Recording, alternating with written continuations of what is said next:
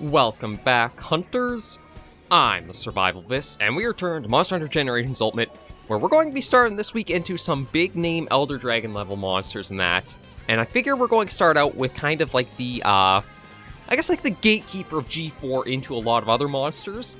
And then we're going to do a Magala double bill for the last couple episodes. So we're actually going to start off the week with going after Ahtal-ka.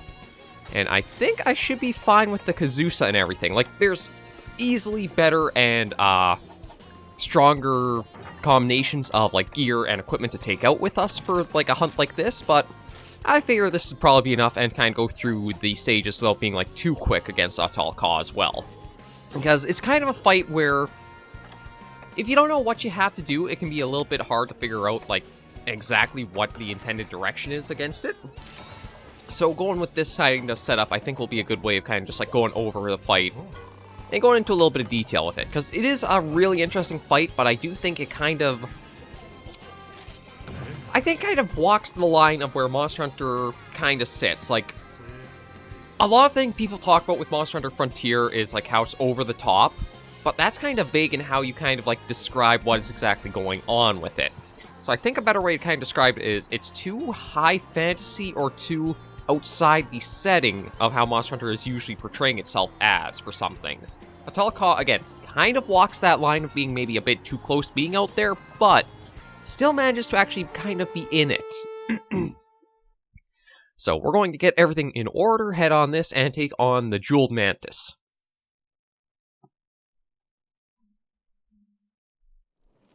Yes, we start off here, no problem. Might as well get a few extra supplies to begin with. Couple of ballistas. Definitely want the dragon bombs.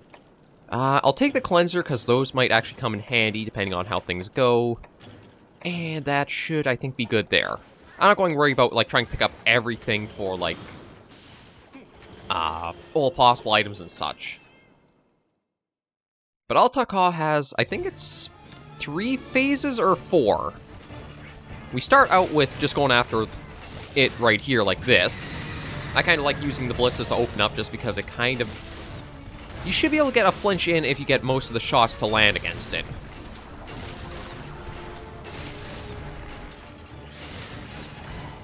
Nope, maybe not. Yeah, so this is kind of how the fight starts out off. Pretty interesting and simple enough. It's a... I think Ahtal-ka's a Neopteran?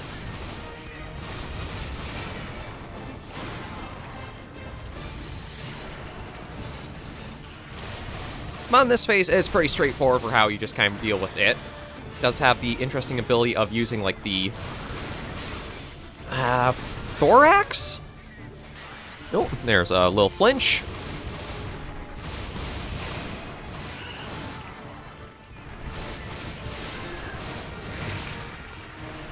Yeah, basically uses, like, the back thing there, sort of like a extra hand, and it's very, very skilled with using its, like, threads and webbing. And being a Neopteran, I think Ahtal-ka is actually susceptible to things like status effects, like the poisons, and also stamina loss. So like the little side steps the Valor mode gives can come in handy down the line. It just will probably need a fair build-up to get to that point. And we'll just heal up.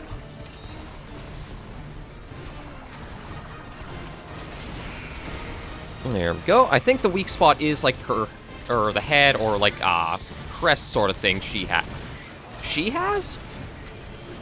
I can't remember if Ahtal-ka is like a gendered one.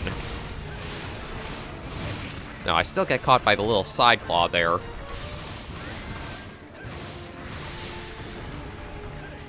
Oh, and that's another thing too, is because... Well, actually, I think all Elder Dragons... you can mount off. Yeah, that was... I screwed up the Valor reload there.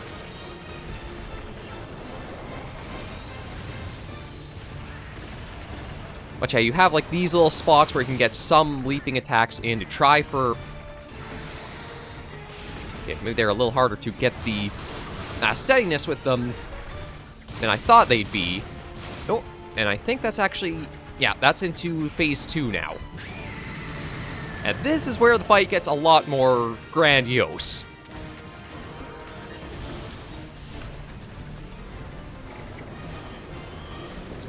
Yeah, Ahtal-ka basically becomes a mech driver. I believe the name for this is Ahtal-neset, something like that. But now this is where the fight gets a little more, if you don't know what you have to do, it can be a little more difficult to sort out. Granted, not by much, because if you... Actually, yeah, Resident Evil is a Capcom property, isn't it? So the thing of, like, going after the glowing weak spots does still apply. So what you want to basically do is try to get damage in at certain parts that have, like, these bright orange filaments or threads to it. As that happens, you can climb up and work your way up towards the other glowing parts. I'm not going to worry about trying to get, like, any gatherables or stuff like that to it. There's that.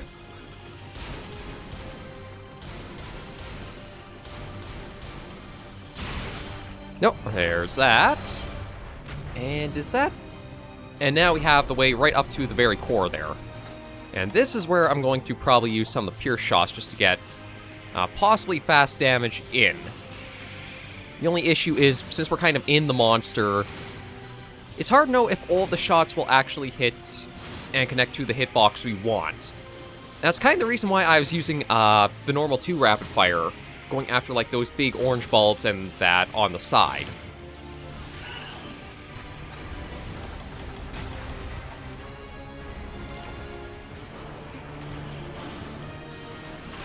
Yeah, I gotta be careful of what's coming in.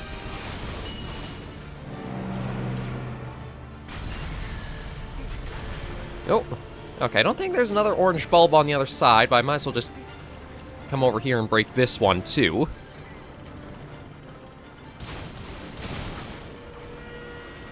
Yeah, those are basically just like little obstacles. Oh, you know what? I guess I will gather that just because I can.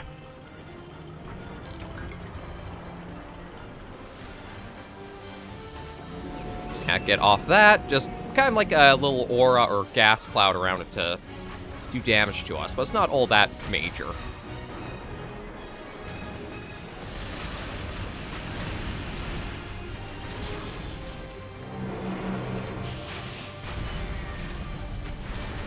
And we're just going to work at doing some damage to the leg there.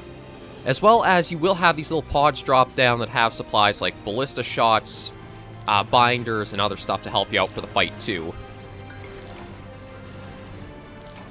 I've got some anti-dragon bombs, so maybe we'll see about trying to get that down. I was hoping to snag that before I would have gotten hit, but... yeah, so every so often when it is in this stage,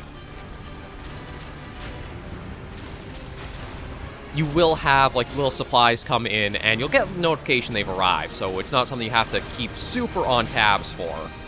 They also will show up on the map as, like, little star drops, or little star icons to let you know that you can go and fetch those to help you out.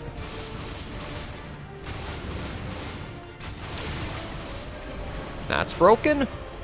Yeah, so that'll fall, drops the head, and now we can run up and keep working at the bulb up there. And since I do have the dragon bombs, I'm just going to... yeah, just going to plant them all. Once enough damage is done to this stage, it will transfer over to Ahtal-ka being on the ground again. Oh, there's a hard break. There we go. Yeah, so that is kind of like the heart of the mech for that, and all of the stuff and threads go through that part. So once you do enough damage, it basically collapses the control of it. And now we're back to just this fight.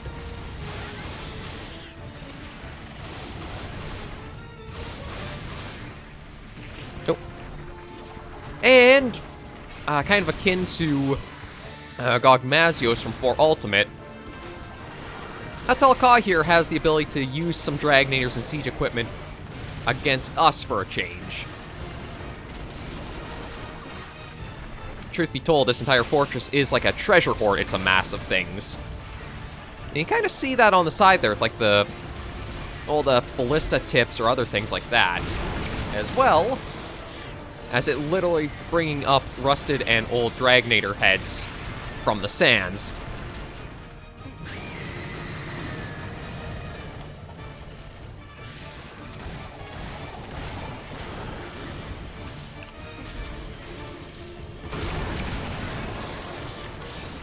Thank you, Almond. I do admit, I do quite like the healing cats. As long as they have the opening to actually get off, they're not bad. Oh, but I can't get too complacent.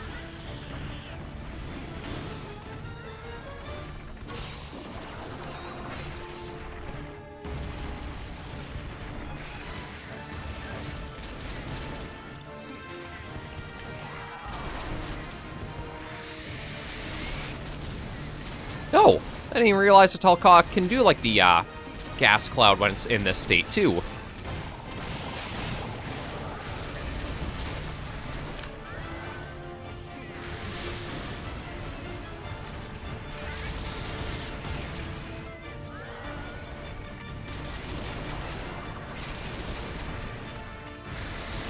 Nope, there's a part break.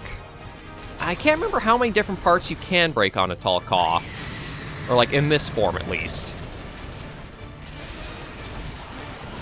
I think you can break the head crest sort of thing it has.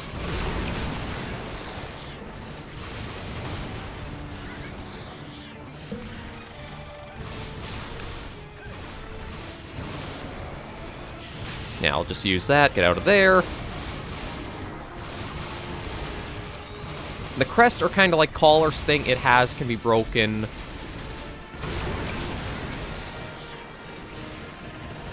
I think the claws have a break in them as well.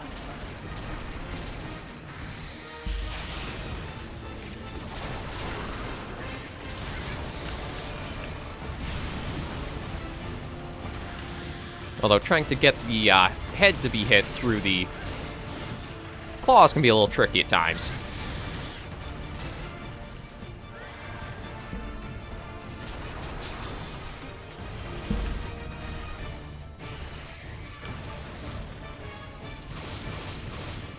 But we'll just keep working at this. Again, this isn't like the best setup or such, and I think if you did take a Meta Pierce build, you'd probably be able to be through these phases a lot faster than this. I just figured I'd kind of take it through with this. Keep using the Kazusa for a little while so it's not like the same build all the time as being shown off. Because I think for the Magalas, Shagru and Chaotic this week, I might go back to using, trying to remember what it's called. I don't think it's Hurricane Gaze. Oh, is that it? No, that could have been a mounted thing. That's one of the issues about using a ranged weapon to try to get the mount procs is it can be hard being close enough to actually follow up with it.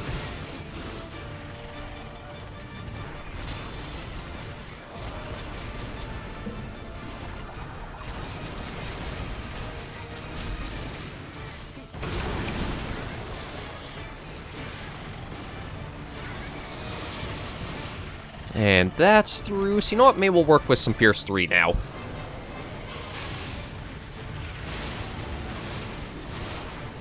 Oh.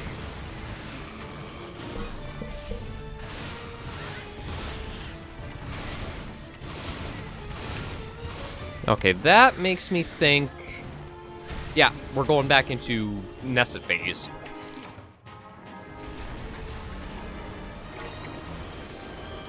When Ahtal-ka does that, like, really stiff, slow march towards something, that's usually the point where you want to stop damage because it is invulnerable through that little march.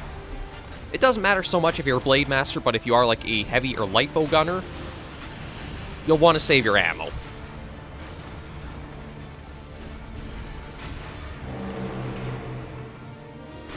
And just try to get out of that. And just repeat of last time, basically. Although, I think there's a few more stages this time around for getting up and through it.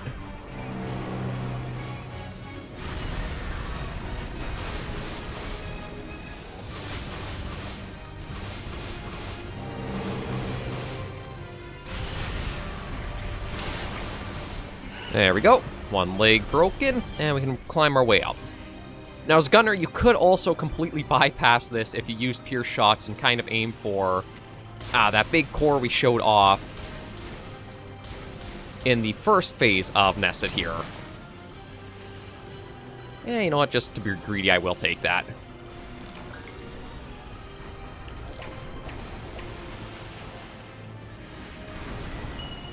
Now, I was going to see if I could try to Valor block that, but I almost think I have to be facing with my back towards where the tail's coming in from.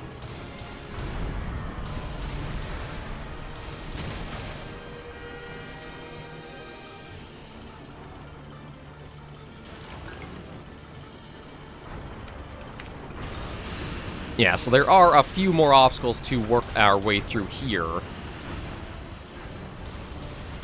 And this is where I kind of like using the normal 2-shot, just because their critical distance is pretty close up.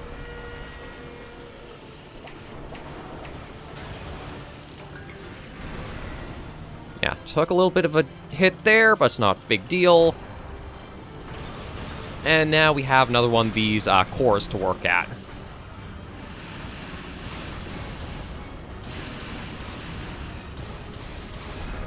Nope.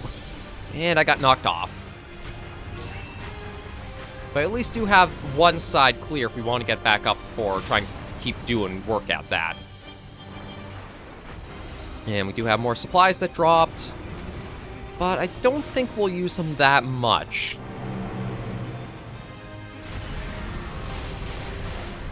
There is a Dragnator active that, you know, probably for the sake of things, I should show it off where it is, just that way it's known. Although it might be a little tricky to get Ka over to where it is, because it's right there.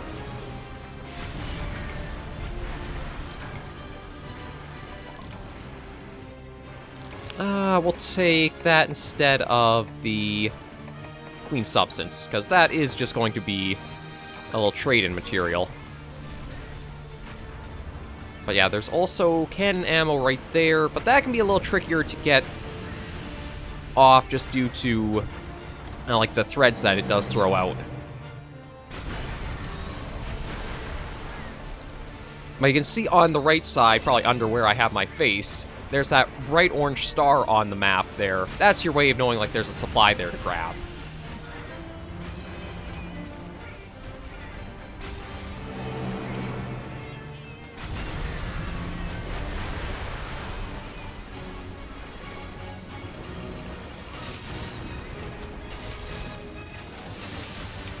I'm just going...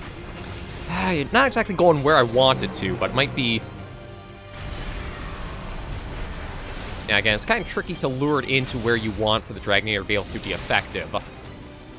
But we'll go up and work it clean on this other side up, just like we had that. It kind of falls into something sort of like how Iceborne Elatrian is, where it does have a specific mean you're supposed to kind of go through for the fights. This one is a little more straightforward if you do go for the going weak spots. But it's not always a guarantee that it'll be known, like, what the intended path is. After you've done the fight, like, once or twice, then it gets much more figured out. But it is definitely... It stays a spectacle fight even through, like, multiple encounters.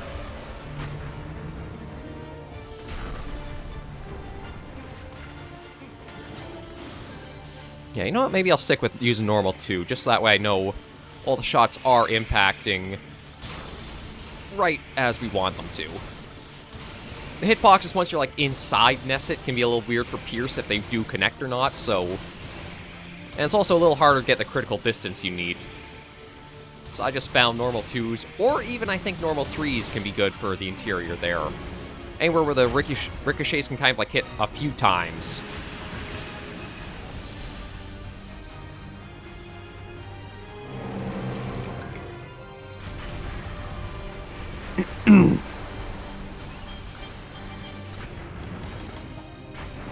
We'll see if we can turn it around, and I do want to try using the Dragnator just because I don't think I can actually use it now when Ahtal-ka's not in this form.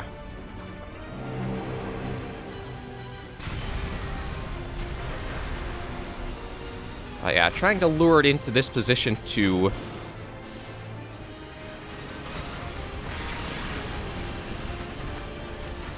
be able to get it off is proven to be kind of tricky.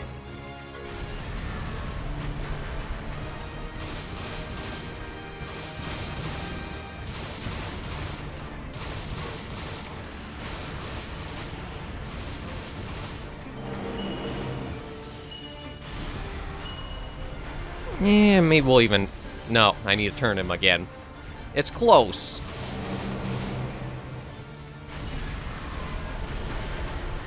I think I need to try just get it to turn a little bit to the right, and then we'll try firing this. Come on, we're over here.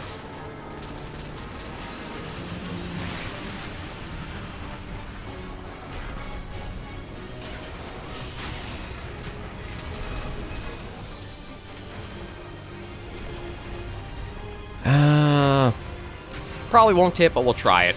Oh! Actually, we managed to get a hit in. I guess the Dragonator extends further than I thought it did.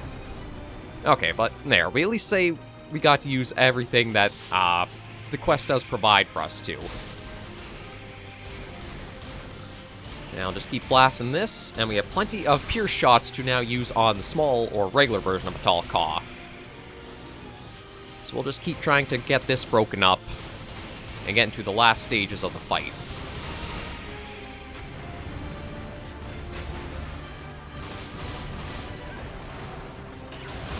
Oh, and speaking of, usually, I mean, you can do damage to just the legs and the other parts, and they will count towards, like, that total to get to this final stage.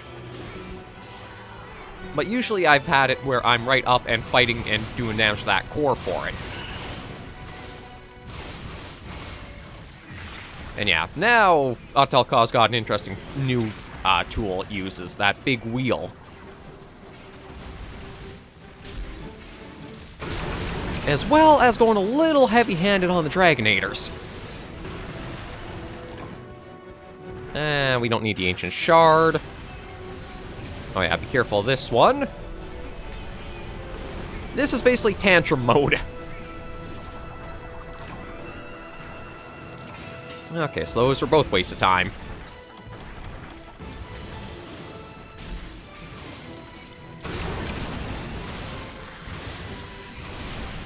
Yeah, we basically got the merry-go-round or the carousel of Dragonators, which do hit like trucks.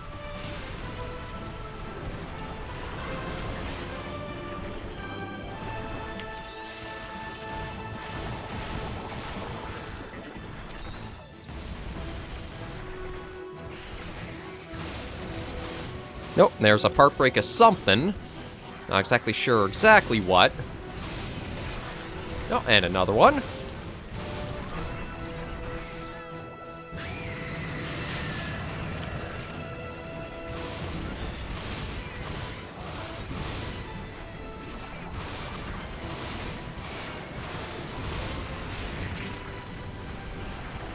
Yeah, the big thing with the wheel is it just has a really large hitbox around itself, too. Uh-oh. Yeah, let's try to avoid that. The 5 Dragonator barrage.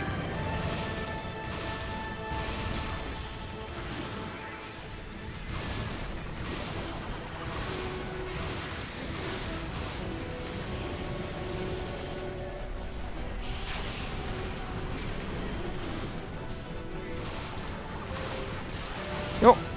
Okay, so it looks like the back kind of thorax can be broken. We know the claws can be broken.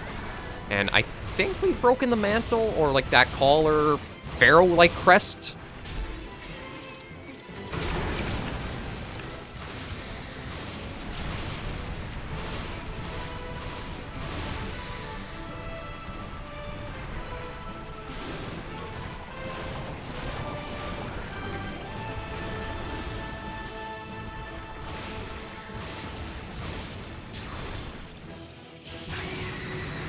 It shouldn't be much longer. The Kazusa might not have the same affinity as, like, Nargacuga or Silverwind Nargacuga's light bowguns, which are usually like the more meta ones. But the extra attack power that it has really does show. That, and with the steady hand ability that gives us benefits to both normal shots and piercing, do make this a very potent combo.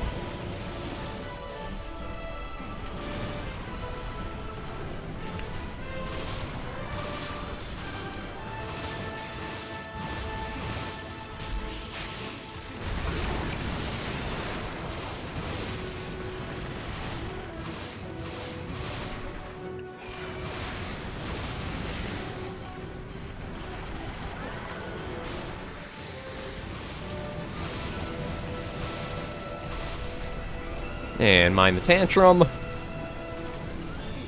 Once you get into the swing of the fight and you've done it a few times, it does go pretty rhythmically, and a lot of the attacks are easy to see what they are coming in. Like, I don't think there's too much that would really, like, catch you off guard for not having some way of being able to prepare or counter or dodge or etc. It's not like other monsters where it's, say, like Teostra, where the charges are instantaneous towards you.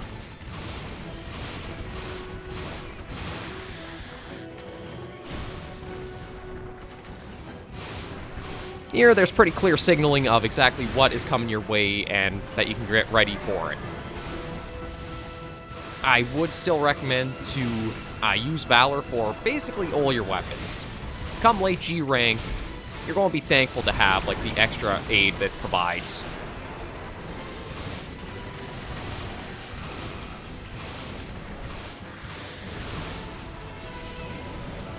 And we'll let it do its tantrum.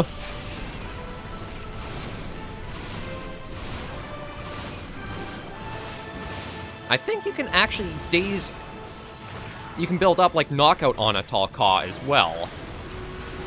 Oh. Yeah, caught that. Thank you, Almond. We'll just top ourselves up a little more, just in case. And probably switch back to normal, too. Just use that to build up the Valor.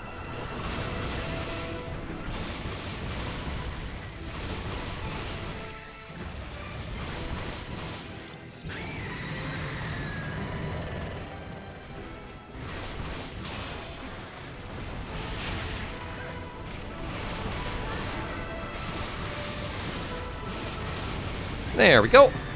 Ahtal-ka taken down. Yeah, this is the monster that does give you that nested set, which is like your build-a-set, and truthfully, it may have set a bit of a precedence to have that you can just get a lot more sets towards endgame. You can just build into all kinds of any directions and such you want. Like, when you think back to Iceborne and Fatalis' set that gives you, like, all these slots as well as a number of skills itself that you can basically build anything you want with it. I think Ahtal-ka was, like, the first monster to really give you something where it's, like, really free-form and you can design and put together whatever you want. It still does have its limitations to the armor, such as, again, you're kind of bound to what charms you get, as well as only so many decoration slots, but you can still put decent little pieces together. But I figured we'd start with Ahtal-ka, so that way, again, I have a theming for the next two hunts of being Shagru Magala and then Chaotic Boar Magala, just to wrap that out as a nice trio, or I guess a nice pair. And then next week, I can probably pair up a few others soon, too. But we'll just send out everything we picked up. I don't think we'll get anything too interesting from it, but we'll see. I'll send that off and sell the other. What I'd really love to get is a, I think it would probably be like a normal up +6 with 3 slots with it. Oh, 447. The reason being, I can use that in the nested set itself I've been talking about, and that would give me normal up, and then I could also slot in Pierce up, and I would have those both active, then I could get more skills. Like, the reason why I'm using the White Fatalis for the most part is due to that Silver Bullet skill there, which does provide us with the normal up and Pierce up to make those shots even more potent. But that's something that you can't really make a charm for them, as far as I'm aware. I think you basically only find that as an armor skill. But maybe we'll take a little check down to show off the... or go over the Ahtal-ka stuff again. Because it is a really unique armor that I think it is kind of meant to help you build up and prepare yourself for, like, anything else towards, like, the really late G rank, or even the deviants that'll have go for. It's like, both versions have the same Secret Arts Talisman boost to them. And then the weapons are also pretty interesting. Well, I know the bowguns are. It's kind of hard to say about, like, the other ones. It's like, you do have 3 slots into those weapons as well. And they are just pure raw with some defense bonus, but it's the light bowgun and the heavy bowgun that, again, offer some interesting things to them. Because you actually have all this rapid fire, but you don't have access to actually those in the base form. Like you can see, it only has normals 1 for normal pierce and pellet. So you kind of have to slot in the correct decorations in order to just unlock the rapid fire potential of, like, those first 3. It's a weird weapon, but it might be one that I could try building something up with. Actually, maybe that's what I'll do, is we'll try to make something with the light bowgun as, like, a build. Probably won't be all that good, but with us just going after a Shagru Magala and Gore Magala, and then the gold cannon, again, the heavy bowgun has all these encroaching fire, but no access to them. But yeah, I'll see what I can put together between the episodes here, and then bring you guys back with trying an Ahtal-ka weapon. For now, though, thank you all very much for joining me on this episode. No, not that one. That's for greeting ya. There we go. Thank you for joining me on this episode of Monster Hunter Generations Ultimate. If you did like the video, be sure to give it a like. And if you have any comments, tips, or tricks, be sure to leave the comments right down below. Until I see you all in the next video or episode, Hunters and Survivors, please remember, as always, to take care, stay alive, and happy hunting.